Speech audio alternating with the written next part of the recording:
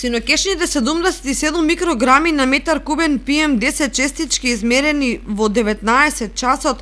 кочани го ставија во жолта фаза или средна загаденост на воздухот, но со тенденција на зголемување на загадувањето во подоцните вечерни часови. Во текот на ноќта загадувањето бележи значително намалување, па во утринските часови се измерени 42 микрограма PM10 честички на кубен метар амбиентален воздух, со што квалитетот на воздухот се врати на зеленкаста фаза, односно ниска загаденост. Ваквата ситуација со присуство на загадувачки честички во воздухот се повторува секојдневно во вечерните часови, што главно се поврзува со загревањето на домовите со огромно дрво и чадењето на оџаците. Уште поголем проблем е што во шпоретите се ставаат и други горливи предмети и материи како пластика и гуми, кои екстремно го загадуваат воздухот, а дишењето на истиот го прават опасно по здравието.